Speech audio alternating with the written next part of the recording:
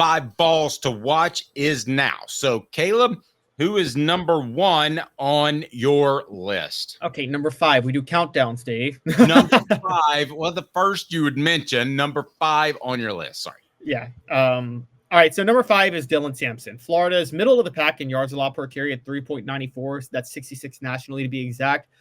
But that's only because they're top 30 in this season and in the nation in sacks with 13. And as you know, sacks count against rushing yards in college. So they're actually really bad at stopping running backs. And so Tennessee should, Dylan Sampson's our best offensive weapon. Tennessee should just keep feeding him the rock. Agreed. Dylan Sampson's too low. Peyton Manning, what do you think? They're like, that is total bullshit. Yeah, I think he's number 1. All right, who's next? Other players' keys will be X factors, and we'll get to that. So number 4, Andre Turrentine. So Jimmy Hyams talked to us about this, and he said that Florida's been highly efficient passing the ball since going to the 2-quarterback set. He's right. Florida's also thrown 5 interceptions on the year. 4 of them have been to safeties.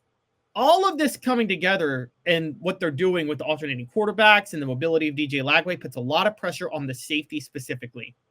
Andre Turrentine is the better of the 2 safeties. Will Brooks does what he can. He stays home. I mean, you hate to do the whole stays in position. He doesn't get out of position, but not that athletic. But that literally is Will Brooks, guys. Hey, listen, I love Will Brooks. Yeah.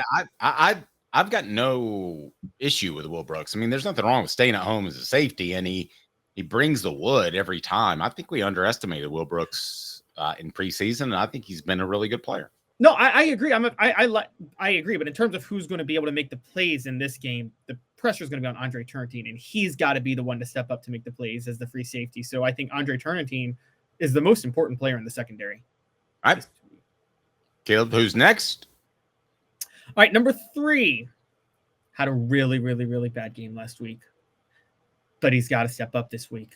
And I am talking about Miles Kitselman. And it's very clear that the coaches prefer him as their starter. Fine.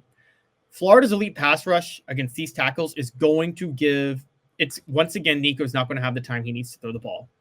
That's twofold, Dave. That means they need Miles Kitselman more in 12 personnel, so he's going to be more crucial blocking. And he's going to have to be quick off his routes because Nico's going to need a quick dump off quite a few times in this game. And that's where Miles Kitselman comes in, particularly when Squirrel White is banged up after last week. So the slot receiver position is a little bit in flux. They need the tight end to step up. And by the way, Florida's been pretty bad at defending the tight end this year. So Miles Kitselman is going to be crucial. Along those lines, talking about safety valves, I don't think you can really expect Dylan Samson to be that because he's carrying the ball so many times between the tackles. And I think Deshaun Bishop is probably a guy that you're not real excited about putting him in that situation because he's still not the biggest dude in the world. He gets hit wrong, the ball comes free. There's a lot of things that can happen on a screen pass. I think you really have to trust the running back in that situation to do the right thing. All right, your next ball, where are we down to 2? Is that right? Number 2? We got 2 left. Okay, the final deuce brought to you by the UPS store Hardin Valley, here to help individuals and small businesses by offering a wide range of products and services, locally owned and operated, conveniently located at 10629 Hardin Valley Road, 10629 Hardin Valley Road. The link is right below. All right, Caleb, who's number 2? All right, so number 2 work for? Who does number 2 work for? That's pretty good. All right, go ahead. All right, so number 2 is Arion Carter. The linebackers will be crucial in this game because they're more crucial than anybody when a team runs a 2-quarterback set, and they're also more crucial than anybody when one of those quarterbacks is a mobile quarterback like DJ Lagway.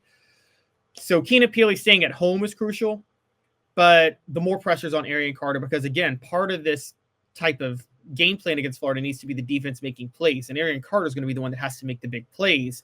So he has to make the big plays, and he's got to stay at home when he stays at home. He can't make the mistake you talk about that he made last week against Arkansas in that one play. He's crucial. Right. So I would rank Carter ahead of Peely because Carter made the mistake last week. But they both have a shared responsibility to stay at home and not get beat by misdirection. And Florida's going to do a lot of that. I mean, they're going to do a lot of misdirection. They're going to do a lot of those weird sort of looks that NC State did for a little bit. But all right, Caleb, who's number 1? Would you say more pressure is on Arion Carter though, because he also is going to be expected to rack up the tackles for losses and bolt through the gap when it's open, right? Yeah, but I think there's just more pressure because he slipped up last week. I mean, that can't happen. That was essentially a turnover. I mean, Arion Carter fumbled the football, threw an interception, whatever you want to call it, because Arkansas was backed up about a half yard outside of the end zone. No, there's not a half yard line.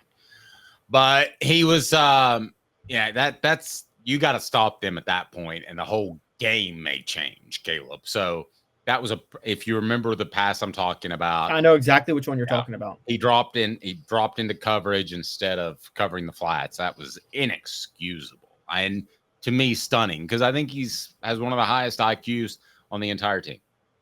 Yeah, I agree. But not as inexcusable as the mistake the number one player on this list made. And I think it's very obvious who I'm talking about. And I don't like to be cliche, but Nico Iamaleava.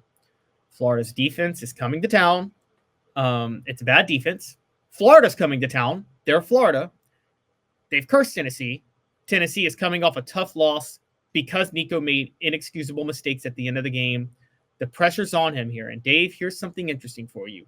I didn't make this a stat of the day because it's not that really standoutish, because the last two quarterbacks that beat Florida from Tennessee, it wasn't their first start against Florida. However, did you know that in Tennessee's 4 wins against Florida from 90 to 2001, so in their 4 wins over Spurrier, every quarterback that beat Spurrier, it was their first start against Spurrier. Andy Kelly in 90, Heath Schuler in 92, T. Martin in 98, Casey Clausen in 2001, because if you remember, Casey Clausen did not start in 2000 against Florida. And no, he didn't. And he so he had an injured shoulder from doing the vertical jump drill in the preseason. Yeah, exactly. So this is Nico Iamaleava's. And by the way, they actually got a 5th win against Florida in 2004 with Brent Schaefer getting his first start against Florida. Eric Ainge won that game, but it wasn't Eric Ainge's first start. Wouldn't have been Eric. Well, of course, you forgot about Peyton Manning's wins against Florida. They're like, that is total bullshit. Wow, you really had to go there. Didn't actually beat Florida. He put up 37. He put up 37 points against them in 95, and John Chavis was called like a deer in headlights trying to defend the fun and gun. And they give you the whole like, oh, we figured out the X's and O's on how to figure out Spurrier. We were real fancy and drawing things up. No, you just realized just put an extra fast guy out there. I mean, it wasn't that complicated, guys. Yeah, and Tennessee should have been more dedicated to running the football. They felt like they had a special player at quarterback, and they did, and they wanted to throw it around the park, and he put up yards. But at the end of the day, like Tennessee in 2022, the goal was to keep the ball away from Florida and keep the ball, and which they did in 2001. They did. Well, they tried to. The problem was Travis Stevens' runs were so long, they'd score quickly. Remember? They were trying to do these long that time. Is true. I don't know what the time of possession was, but they controlled the ball game on both sides of the line of scrimmage. You questioned me on Dylan Samson. Do you think Dylan Samson should be higher or lower than Nico? I think he's number one. I think at the end of the day, we're not talking about Dylan Samson having 150 all-purpose yards. I think we're talking about a Tennessee loss. That to me is the stat. Let's say it. 149.5. If he gets 150 or more, I think Tennessee wins. If he doesn't, I think Tennessee loses. So Dylan Samson needs to get 150 yards for Tennessee to win. Right. And I'm not just calling out Dylan Samson. I'm basically saying they need to run the football because they need to take some pressure off of Nico. Because right now, you're right. He's number one because of all the pressure they put on him. Yeah, I was talking to a Memphis radio station, guys, and I'm not trying to raise the red flag because nobody's been higher on Nico than us. But there's going to be a poster boy for NIL gone wrong. Added too much pressure, and the guy melted down. Yep. I don't know if you remember the name Todd Marinovich, but his dad basically wouldn't allow him to eat a cheeseburger, made him work out 15 hours a day to get ready for college and then get ready for the NFL. I'm not saying that's going to happen to Nico, but he hit this window where there was no regulation, and Tennessee was able to throw $2 million at him. Those days are going to be over when the university takes over the distribution of those funds, which has already started. So guys may make 7 digits, but they're not going to make $2 million and then more from Mercedes of Knoxville and then more from Beats by Dre.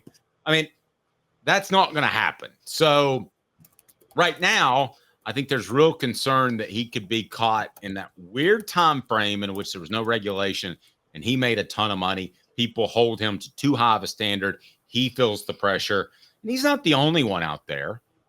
But, and I don't know if you can think of any more right off the top of your head, but he's the one that's gotten the most pub, Caleb.